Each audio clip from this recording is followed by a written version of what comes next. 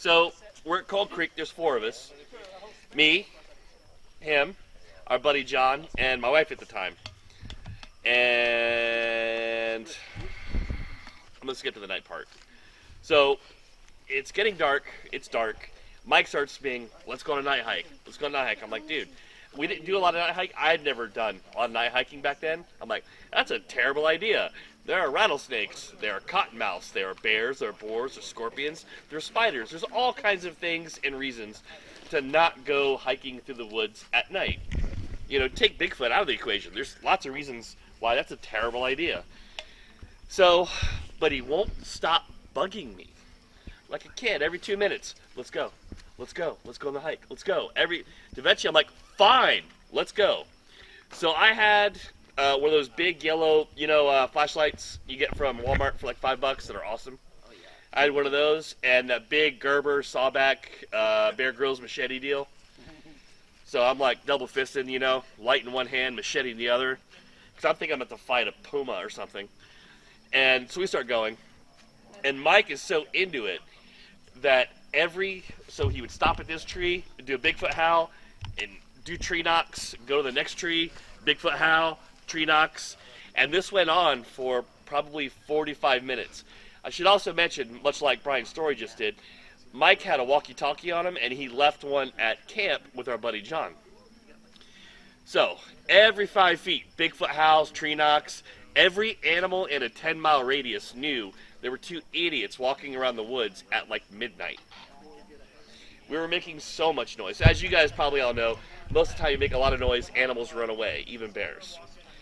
So we're going on the trail, and we turn this corner, and my big spotlight goes, and boom, there's 2 sets of glowing eyes staring back at me. It's eyeshine, right? Except at the time, humans don't have eyeshine from lights. At the time, I did not know that. So, because where they were, my first thought was that they were hunters, and they're out there poaching, and we just caught them illegally hunting in the middle of the night, and now they're going to be shooting us. That was like instant thought, right? So I dropped my light. I'm like, oh, hey, sorry, guys. We're just messing around, because, like I said, we've been making a ridiculous amount of noise. And I'm like, you guys doing all right? Sorry to bother you. And they don't say anything. I shine the light back up. There's the eyes. And they were in front of one palm tree, behind one palm tree and in front of this other one. So we knew exactly where they were. And shine the light is like, you guys doing okay? And it's like, nothing. And then one set of glowing eyes looks at the other and then looks back at us. That was sketchy. I lowered the light. All the hair stood up on the back of my neck like Danger Will Robinson kind of thing. We took a step back. I was like, hey, you guys okay? And it's like still dead quiet. And then Mike finally goes, hello? And like nothing. And I shine the light back up and the eyes are gone. We didn't hear a thing. There was no anything running off. They're just gone. So we're like, hell to the no. And we took off. So we marked the tree. I hit the tree with a machete, didn't I? Yeah. Or we kicked a rock, I think. Either way, we knew where we were. Yeah. We start beelining it back to camp. I mean, we were freaked out. So we're going, and Mike gets on the radio.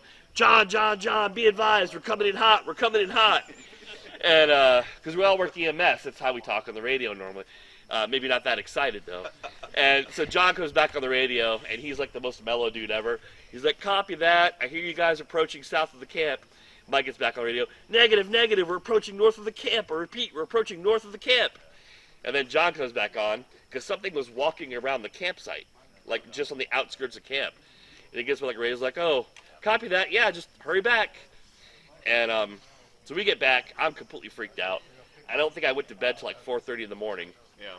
So the next day, we pack up and we hike back out to where we saw the eyes. Once again, thinking that it's probably humans. Once again, did not know humans don't have eyeshine. But from seeing the TV shows and stuff, because this is before you had your show. So I stood on the trail just like they do on the shows, and Mike walked out behind this palm bush in front of the other one, and he raised his hand up to about here, and that's where the eyes were. And I'm like, all right, unless there's like ninja horses out here or something, I don't know what that was. So we start looking for prints, and that was a pine forest section of Colt Creek, so you guys know that gets real hard packed, right? and there was a little bit of a dip in the ground too. And what we did find, I remember, was a giant handprint. But we're not looking for big hands, right? We're looking for big feet, so I just dismissed it.